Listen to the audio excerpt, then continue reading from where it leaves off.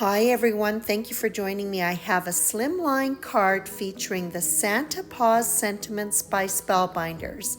I'm using it in conjunction with the Surprise Box die set. There are many sentiments in the Santa Paws set, and there are a number of them that are designed to go with this cute dimensional box. Although the name of the sentiment set suggests that there may be a puppy jumping out of that box, that's my surprise.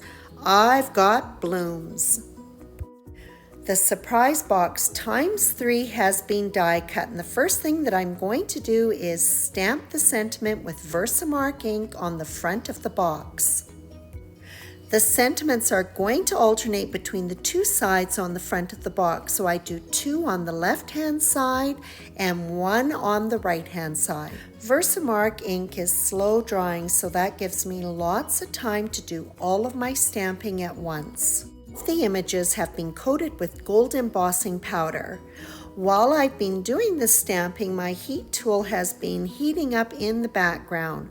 I want it to come up to full temperature. I won't have to hold that heat long on these little boxes to melt the embossing powder, and that minimizes warping. This surprise box is made up of 4 die cuts. The front of the box has 3 score lines that need to be creased.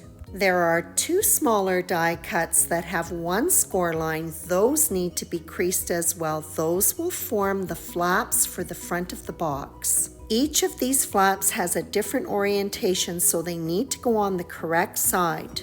The corner that is shaped like a triangle needs to extend beyond the outside of the front of the box. Glue is applied to the 2 flaps on the front of the box, and then it is adhered to the back of the box.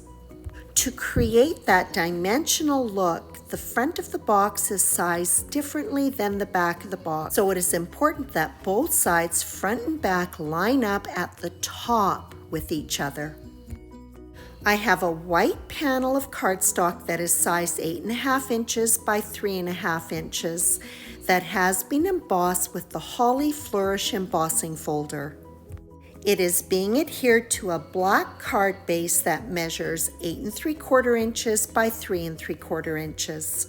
Next, I'm going to adhere the boxes to the card base, making sure that the sentiments on the boxes are alternating. I start by adhering the 1 on the bottom and then work my way up. I try to make sure that the spacing between the 3 boxes is more or less the same. More room is left at the top of the panel than on the bottom to accommodate for the blooms. Now I'm on to the die cutting, and I'm using a gorgeous set called Holiday Blooms. I recently invested in this small electric die cutter called a Gemini Go. When working with small dies, this little machine is fantastic. I love being able to sit at my workstation and do all of my die cutting, and for this card there was quite a lot. The color palette was kept pretty simple: a soft yellow-green, red, gold foil, and ivory. The Holiday Blooms die set is quite extensive. A number of the elements do have some layering pieces, so I work on that first. I want each of the floral arrangements in the boxes to have depth. I begin by selecting a number of the taller foliage pieces and adhere those to the back of the box. For some of the pieces, the stems are quite long and can extend out of the bottom of the box, so I trim those down.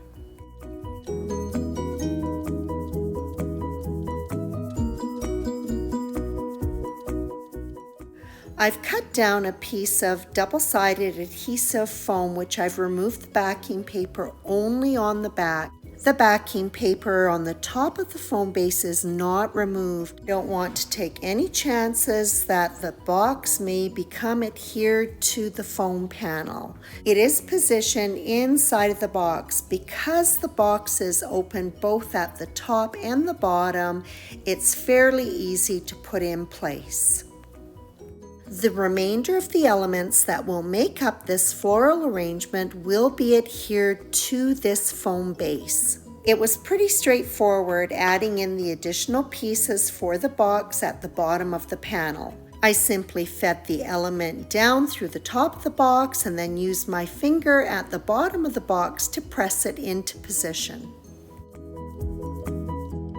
For the box that was in the middle of the panel, I did not have access through the bottom of the box. After each element was slipped down to be adhered to that foam base, I then followed up with my craft pick and pressed it into position. On each of the boxes on this side, opposite to the one with the sentiment, a small flower with 2 leaves was adhered. I finished up by tucking in a few leaves here and there just to fill out the arrangements. The panel was finished up with lots of clear confetti topped with Nouveau Crystal Drops Morning Dew. That completes this Christmas slimline card featuring Spellbinders Santa Paws Sentiments with the surprise box filled with holiday blooms. I hope you enjoyed this video, and as always, I appreciate your visit.